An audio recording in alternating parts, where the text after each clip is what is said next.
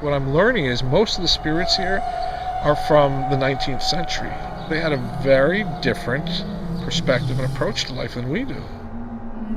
When you moved in here, you mentioned, they seemed a little hostile at first. The question I have, did you have, actually, you being a spiritual person, did you ever have the house blessed when you moved in? No. Okay. I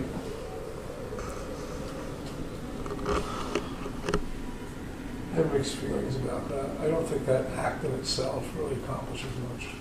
Okay. I think being, whatever your connection, spiritual connection is, living that in the house and on the property is what changes things. But I came, I was terrified, which I find ironic. I lived in New York City most of my life, from Brooklyn, New York. And I was terrified, and yet I persevered. And I did everything I did was to bring positive energy. I mean, if you look at the windows, they're barely, they're not even 2 feet off the ground. There's a reason for that. I want to use as much light in this house as I can possibly get. And there was very negative energy. People had been attacked, or physically attacked. And we did do a cleansing. And Beth was witness to that and part of it. And that wasn't planned. There's just so many things that have evolved here. But it's different now. You said it. You haven't been here for how long? Since early winter? Last year. Last year, yeah. Right, so a year. Oh. And it's calm. It's at peace. They're at peace. There isn't. It's like getting rid of the crazies in the neighborhood. The crazies aren't here anymore. So What do you think caused the crazies to go? I mean, what do you think that you did that might have changed that, or is it just that the groups coming in, constantly communicating, might have got rid of the negative entities? No. If anything, they grew because of that. I think. I think it was a lot of things that I did. I think it was keeping a positive mental attitude about this place and not letting this place overcome me. And I think embracing the people who are here is huge. I would encourage anybody who lives in a haunted location, if you can be pretty certain it's not threatening, don't run away from it. Don't be afraid of it. Embrace them.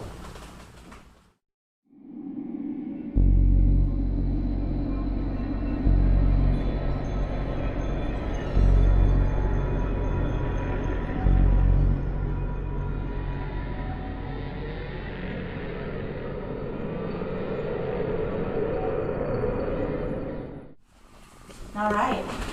So, Lily or Sarah or Joe, if you're here, can you say hi to us or knock on the wall, the door?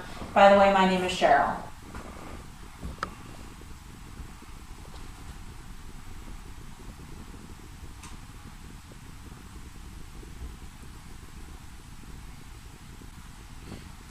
Well, my name is Martin. Be interested to get to know you guys.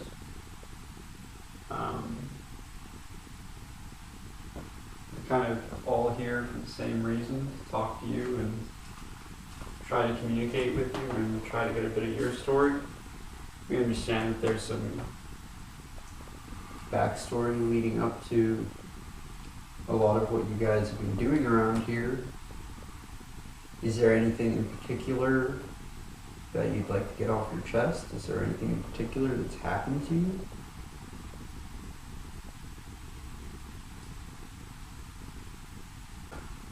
I'm pretty much echoing what's already been said. Got a bunch of equipment inside and outside, and we know that there's spirits here.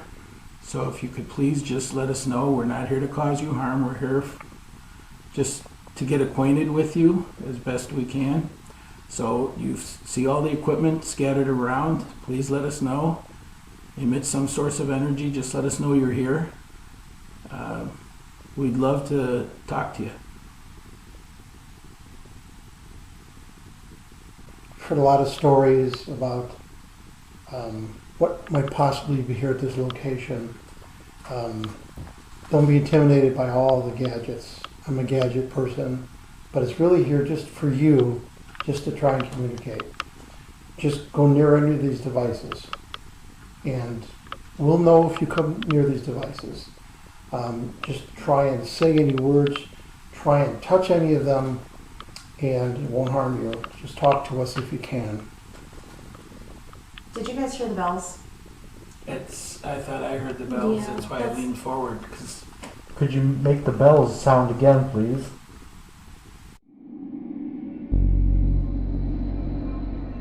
So my name is Steven, and if you don't know what all this stuff is, all I can say is don't worry about it.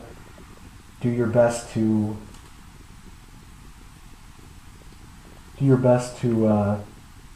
just communicate, talk to us in any way that you know how. If you're happy, tap on something. If you're angry, tap on something. Give us a sign that you're here. The stuff that we're looking at right now that you are probably not, you don't know what it is, that's not going to hurt you. That's just because we can't see you and hear you, and it helps us do that. So if you could, please continue to try and give us a sign and communicate with us. We see one of the instruments firing off, and I want to make sure that it's not contamination.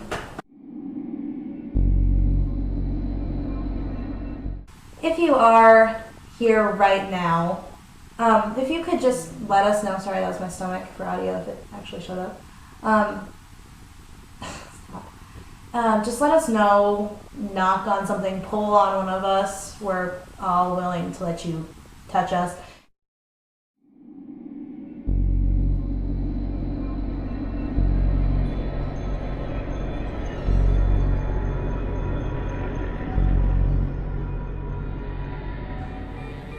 I don't know how shy you are, but if you could go near this device right here that I'm pointing to, and you see the little blue lights blinking, the little pretty looking blue lights, if you could just go near either one of those little lights, your energy will change the air temperature for us, and we'll hear that you're here.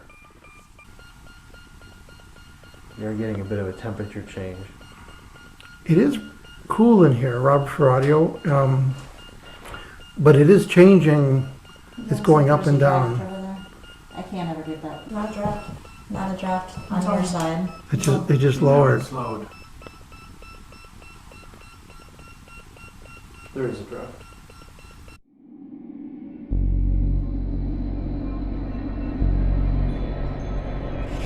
We have the ghost box with the Faraday shield on, and we are scanning in a downward direction at 100 milliseconds, and we have a nice mute button here we're going to use to silence it when we ask questions. Whoever's here, can you tell us your name?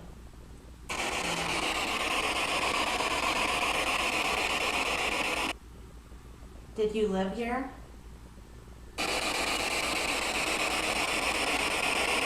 think probably the most important thing in your life as a spirit is how you ended up as one.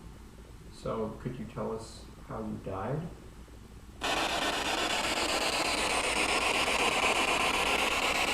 Sarah, Joe, Lily, can you please communicate and tell us how long you've been living here? If there's anybody here, not necessarily the spirits that are supposedly here, but anybody that might be migrating through here, just say hello to us.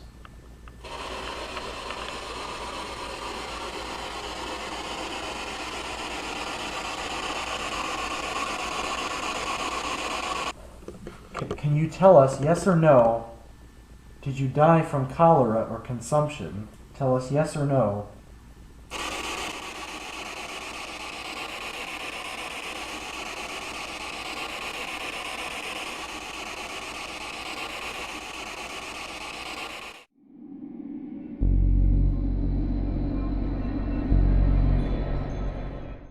When I came in, I could feel energy when I came through the door, but nothing specific.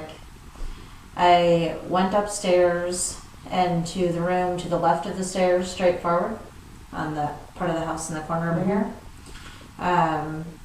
I saw a man, mid-30s, brown hair, kind of had a farmer vibe to it. When I went into the room to the right that has the dolls, a little girl tugged my pants, blonde hair, and there was a woman there who I get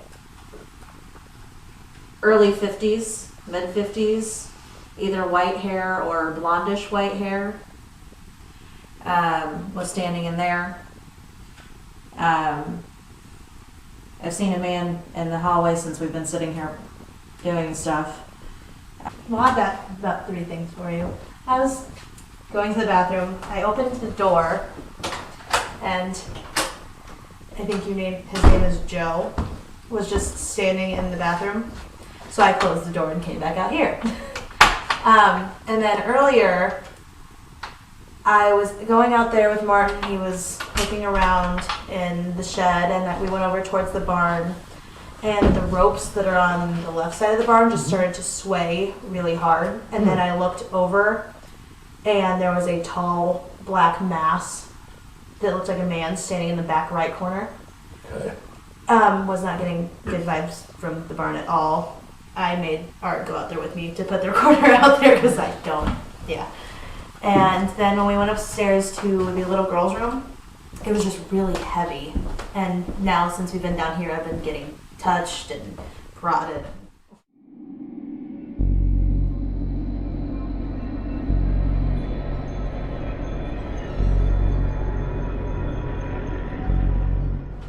The ball was moved. The ball has moved clear off the X. Really? I told you I thought the ball moved. I told you I thought it moved. Well, how about that? Nobody's been up here. Wherever everybody else is, ball has moved. Flashlight?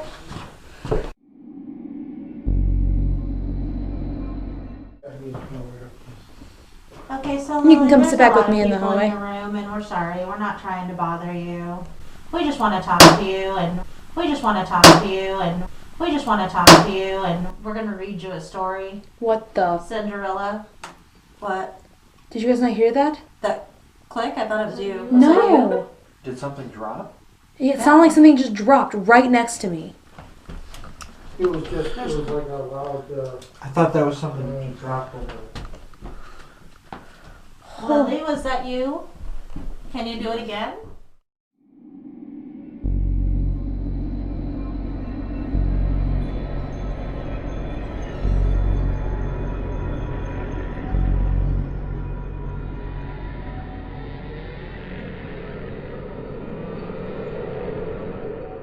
To her evil stepmom.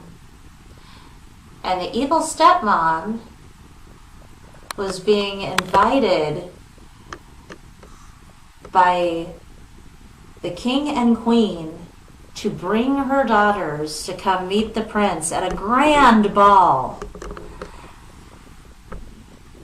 And when the man said, "Who's this?" she said, "Oh, she's no one. She's just a servant girl about Cinderella."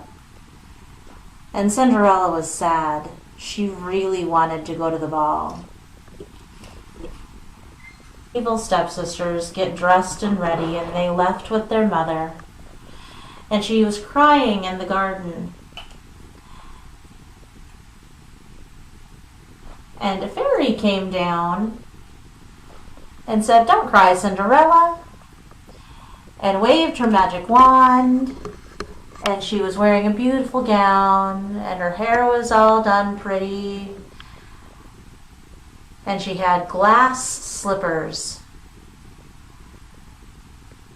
And then the fairy waved her wand again and turned the pumpkin into a coach with 6 white horses.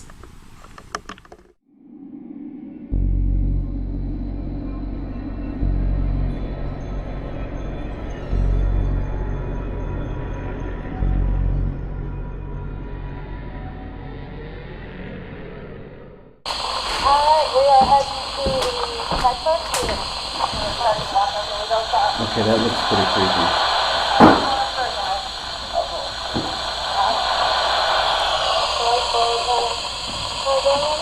That's still recording. I didn't stop. It's this side, right? When you Yeah, stopped it? yeah. Okay. But I had come over here and was listening, looking around, and that's how I got pushed from behind me. You can touch my hair, you can tug on my jacket, but you may not hurt me in any way, shape, or form. We'd love it if you banged on something for us, if you came over and yelled in the recorder, and if that is you touching my hair, or whoever is touching my hair.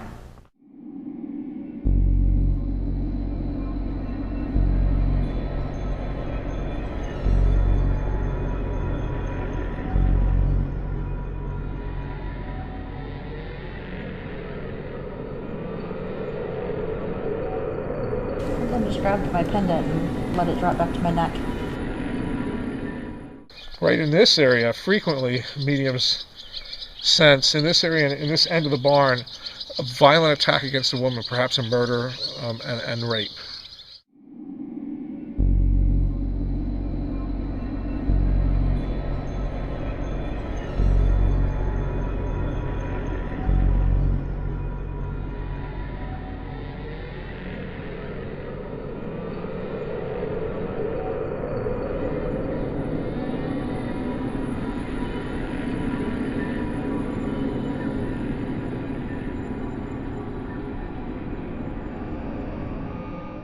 Are you the one that raped the girl in here?